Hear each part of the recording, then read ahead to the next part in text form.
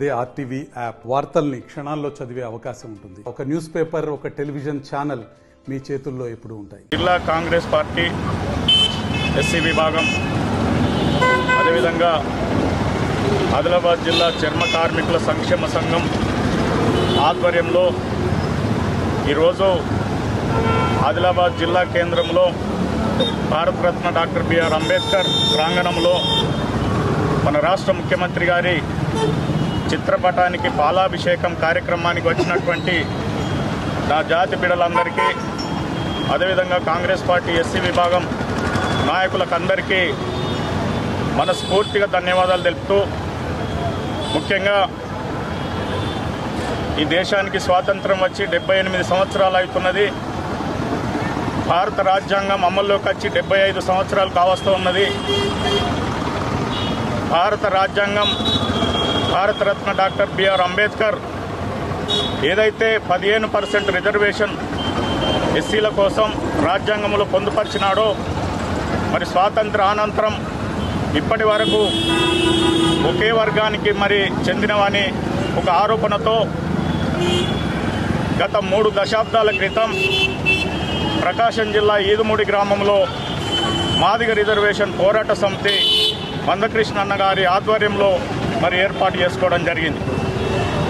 ఈ 30 సంవత్సరాల కాలంలో ఈ రాష్ట్రంలో ఉన్నటువంటి మాదిగలందరూ ఎన్నో ఉద్యమాలు చేసి ఎంతోమంది ప్రాణాలను కూడా కోల్పోయినటువంటి సందర్భాలు ఉన్నాయి. 30 సంవత్సరాల తర్వాత ఈ 30 సంవత్సరాల్లో ఎన్నో ప్రభుత్వాలు మారినాయి, ఎందరో ముఖ్యమంత్రులు కూడా మారినారు. కానీ ఈ వర్గీకరణ విషయంలో ఏ ఒక్కరు కూడా ఆలోచన చేయనటువంటి సందర్భం ఉన్నది.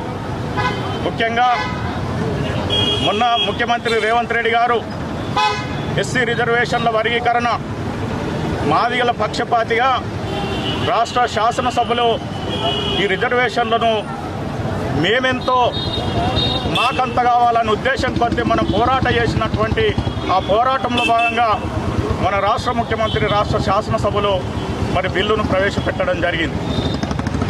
మరి రాష్ట్రంలో ఎస్సీలో ఉన్నటువంటి 59 కులాలు, మాల సామాజిక వర్గానికి 5%, మాదిగ సామాజిక వర్గానికి 9%, అదేవిధంగా 1% ఇతర కులాలకు కేటాయించడం కూడా జరిగిందని సందర్భంగా మనం చేస్తూ ఉన్నాం.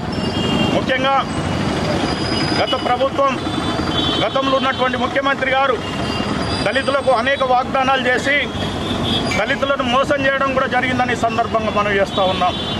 టీఆర్ఎస్ పార్టీ అధికారంలోనికి కనుక వస్తే ఈ రాష్ట్రానికి దళితుల్ని ముఖ్యమంత్రి చేస్తా అని చెప్పడం జరిగింది.